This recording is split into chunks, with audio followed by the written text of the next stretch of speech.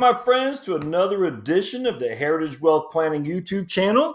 You might be wondering where I am. I am not going to show my ugly mug today because I'm doing this early in the morning before I had a chance to shower and or shave. And I'd rather allow you to avoid the sight of me in my jammies, essentially. So we're going to go sans Josh Scanlon's ugly mug this morning. I do shave every day, and I have a big old buzz on my face here, and it's not attractive, and my hair is a mess. Even though, frankly, my wife just cut my hair yesterday, so there's not much hair up there, so it's pretty easy to comb. But once you shower, it's easy to comb. Until you shower, you still have the bedhead look, and I don't want to present that to you. So what I do want to do instead is show you this article I found this morning. And like I said, I just got done doing a podcast on this. So some folks like the podcast, some folks like the written word. Other folks like the visual. So I'm doing this in three different bites. I'm doing a podcast, my podcast. And by the way, the podcast is just the Josh Scanlon podcast. Some folks like the blog, and my blog is heritagewealthplanning.com. And finally, some folks like the visual. So I'm going to share with you this article I found on LinkedIn by this guy right here, Rick Kaler. Yeah, I think that's how you pronounce his name. I'm a big fan of Rick. I know him. We've spoken a couple times on the phone, and he's a good guy. Long-term financial planning, just been in the community, financial planning community for a long time. Really has helped the community grow from just pushing products, your pusher, to really doing comprehensive financial planning. This article, though, he wrote about on LinkedIn, I want to kind of dissect some because I think it's critically important for the consumer to understand what's at stake, because I just think that ignorance is mind-boggling. And unfortunately, our great regulatory environment does not gear, which is there to protect the consumer. Frank, I think is there to protect the big firms. If I'm not around tomorrow, well, they took me out, because I literally don't see how the financial advisory regulatory environment is helping the consumer by any way with the things I do. I just don't. And I'll do an episode on that one time. I don't feel like it right now because I'm still, anyway, long story short, they're not there to protect the consumer. They're supposed to be. That's their mandate. But if they were, you'll see why I challenge that in one category here. There's many categories I do. But all right, so one of the things Rick talks about is one of the most important factors affecting the success of your investments is also the least visible, your fees. When it comes to managing financial investments like retirement plans, blah, blah, blah, it's essential to know how much you'll be charged in fees. That's why I completely agree with that. But let me go down to here are two examples that I was recently asked about. And he goes, a woman had been advised to put her $1 million 401k rollover into a variable annuity. Sold by a well-known established financial firm. She was told there were no fees. And Rick has another article about no fees, which is down there. And I'm not going to link to it. I'm not going to click on it right now because I want to go over this. But you'll hear that no fees on these accounts. And yet there's an upfront commission of 4. There's an annual fee paid to the advisor/salesperson of 1.5. The annual administrative fee was $50. And this, Rick, I was surprised he paid not so much short shift to this. There's an annual insurance fee of 0.5%. And I want to talk about that annual insurance fee. There's a way there's a way I can write on this, but I'm not sure how to do it, so I'll avoid that. Most annual insurance fees, my friends, are 1 to 1.35. Those are called M&E expenses on variable annuities. M&E expenses, mortality and expense, and that's essentially the insurance fee, i.e., the death benefit. For the vast majority of people, it's an absolute waste of fee. There are examples. There's always an example, exception to the rule, but the rule is a vast majority of people don't ever come close to even needing that mortality and expense, i.e. the death benefit. And so that fee has been charged nothing except to go in the pockets of the insurance company. So this actually is pretty cheap. If I could find a variable annuity that had a 0.5% insurance fee, I'd be like, wow, that's pretty cheap. Because like I said, most are about 1.15 is the average. It might be about 1, might be 1.35. With more bells and whistles, you can get up to 1.85. With less bells and whistles, you could probably get down to 0.9. I haven't seen anything for 0.5, but I mean, I'll go with what Rick says here. I don't pay much mind in the variable annuity industry anymore, so maybe that's correct. The charge for the underlying managers, this is the investments within the variable annuity, range from 0.8 to 1.6 with an average fee of 1.3%. There were no transaction fees. So the first year total cost was 7.3%.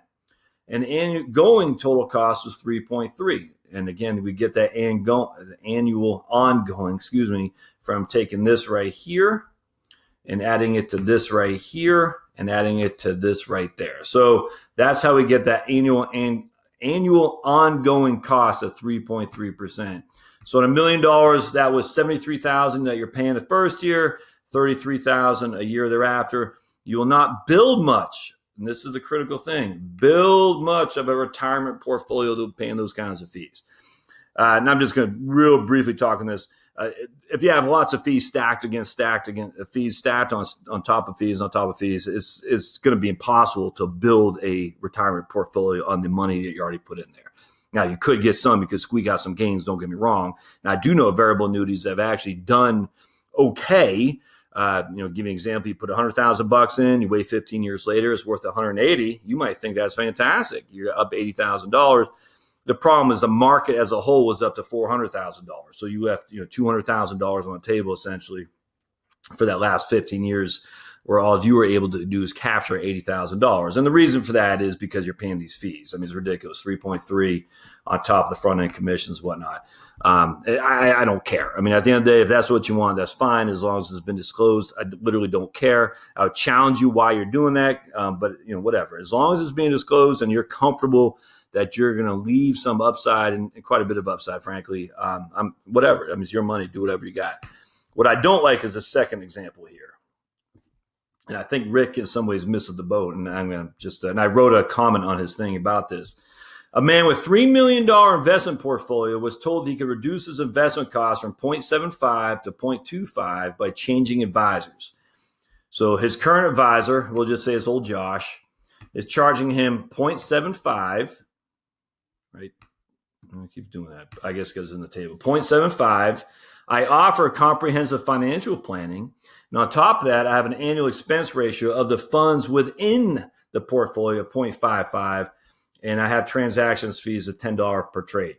So what Rick is saying, because of that's my current advisor fee, this new guy is saying, well, hell, I'm going to save you 1/2 of 1%, and 1/2 of 1% or 0.5% on $3 million is equivalent of $15,000 a year. I'm going to save you big time, 15,000 schmackers, because my advisory fees are only 0.25. That's what the proposed advisor is saying. Now, the proposed advisor has annual expenses of 1.55%, and he charges $300 a year in miscellaneous trades or miscellaneous fees, but he doesn't charge anything per trade. I'm going to overlook this here for just a second so I can get back to that. So Joey or Mrs. Smith was paying me 1.3% a year plus a few $100s a year in transaction fees, and receiving full financial planning, which included investment, tax, insurance, retirement, asset protection, and cash flow advice. The proposed advisor would cost him 1.8% and $300 a year for investment advice only. So instead of being $15,000 a year or less, because again, he was arguing the proposed advisor that old Josh, your old buddy Josh here, was charging 0.75 in investment advisory fees, and he was only going to charge 0.25. He was actually not including this right here, the expense ratio on the investments that are within the portfolio. And so because of that, he was actually going to charge more, 1.8% more, 1.8%, whereas old Josh is only charged 1.3%, which is actually $15,000 a year more than what the other guy was paying. So two things jumped out at me on this. One, is the other guy actually saying he's only doing investment advice? I highly, highly suspect he's not. I highly suspect he's doing comprehensive financial planning. And how do I know that? Because that's what everybody says. They do real financial planning. Vanguard, I'll give you an example. But I don't want to go down there yet. I will go down there yet in a second with Vanguard. I love Vanguard. Don't get me wrong. But no one is saying they're only doing investment advice only. No one's saying that. They're saying they're doing comprehensive planning or financial planning or full financial planning or whatever it is. So if he's not saying he's if he is insinuating, if not explicitly stating that he's doing comprehensive financial planning, and Rick's challenge is that this guy is actually charging him more, well, then wouldn't the answer be, well, okay, Rick, old Josh is charging 1.3. What if we reduce this fee down to 1%, this fee right here? So now I'm charging 1%, the proposed advisor, plus 0.25, which means their all-in fee is 1.25. And by the way, I never said I was only going to do investment advice only. I am going to do comprehensive financial planning. So in Rick's scenario, that Josh doesn't have a leg to stand on, because this guy is saying, or lady saying, they're going to do full-fledged financial planning and he's going to do it cheaper. But it gets worse. Vanguard, and again, this is where I want to go into, and a bunch of that like Vanguard, they're going to do it for 0.35 here, but only 0.15 there. So essentially it's 0.5% for all-in advisory fees and expense ratios on their ETFs that they use, which is, I charge 1.3, they charge 0.5. That's a third roughly of what I charge. And Vanguard is not only saying they're doing investment advice only. I mean, just look at the personal advisory services proposals and paperwork that Vanguard offers. It says comprehensive financial planning. It doesn't say just investment advice only. So now I'm Mrs. Smith. And I like Josh, he's a good guy, but man, he has charged me $15,000. Well, I don't even know what that is. More than $15,000 a year. Whatever it is. We'll just say $15,000 a year. It's 1.3, and I don't have my calculator here. No, I don't. Oh, yes, I do. So bear with me. 1.3 on $3 million. Let's see here. 1.3, $3 million. Oops. $3 million times times 1.3%. Oh man, $3 million times 1.3% equals $39,000 a year is what Mrs. Smith is paying old Josh. And I'm happy. That's a good fee for me, $39,000 a year. But I'd argue that I'm offering investment, tax, estate, insurance, retirement, asset protection, and cash flow advice. But old Vanguard comes along and says, Josh, you're $39,000 a year for all that, and we're going to charge you 0.5%. So $3 million at 0.05%. That's $15,000 a year. So we're going to save you, Mrs. Smith, $24,000 a year, or $2,000 a month, and we are also going to do comprehensive financial planning. Now, Miss Smith might like me, might invite me to her wedding. She might want to name her grandkids after me. I don't know. But is that level of loyalty to me worth $2,000 a year, where at the end of the day, Miss Smith likes her heirs a whole heck of a lot more than me. And if she can save $20,000 a year, which will go in the pockets of her heirs for the same work I'm doing, and Vanguard's presumably going to do the same thing, why would she not do that? Now, she might not. But don't you see the problem here? And this is where Rick, I think, missed it. And I'm sure there's other accounts, his writings, he talks about it.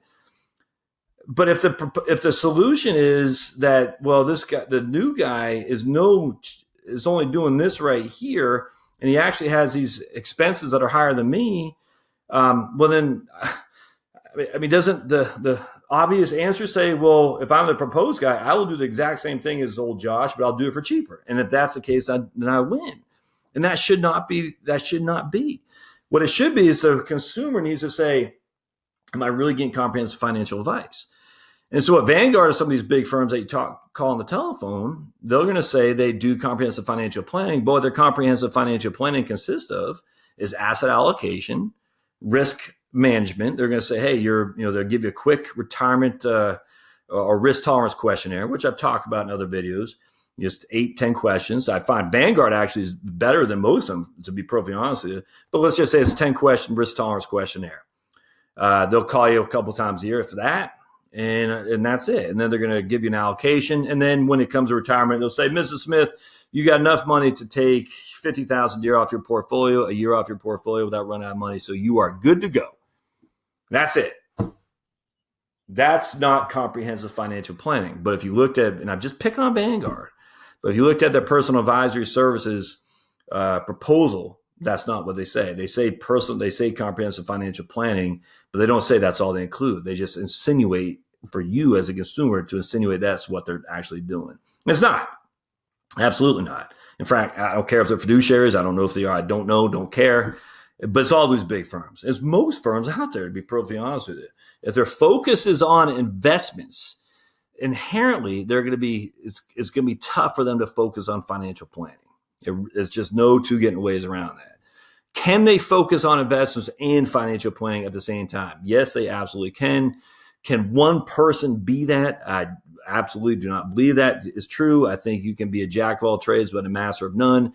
If I need a master for my financial planning, I am not going to a guy or lady whose focus is on investments. If I need a master to dive under the hood of my investments and look at all the betas and look at cash flow of various stocks, dividend payout ratios, earnings projections, I do not need a financial planner. Can I get both in one firm? Absolutely I can. Am I going to pay it? Absolutely I am.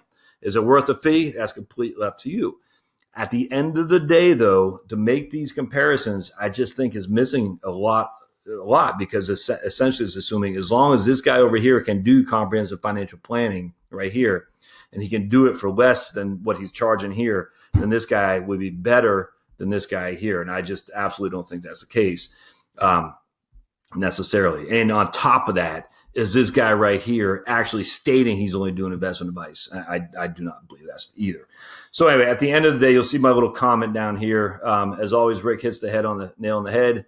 However, here's my observation. The second scenario, does a proposed advisor actually state he's only doing investment advice? And I just told you all this. I suspect not. And here I have an article right here about, right here. There you go. From my own LinkedIn feed that talks about, right there, that talks about what I believe is being missed here. And you can read that too if you like. It's just on LinkedIn, just type in Josh Scanlon up here and you'll see some of my articles. All right, that's all I want to share with you today. Hope this, again, sorry you don't see my big old mug. It looks like one person already I guess that was me. I shared it to my blog. Hopefully not seeing the mug doesn't dissuade you from watching the Heritage Wealth Planning YouTube channel. But if you have any questions, don't forget to post them. As always, give me thumbs up. And I'm doing my thumbs up sign now, but you can't see it. And don't forget to hit comments and subscribe. And then that little notification, that little bell right there. Now, this is LinkedIn, but we want you to hit that on YouTube as well so you can see the notification button or tab. All right, guys, we'll see you next time on the Heritage Wealth Planning YouTube channel. Thanks now.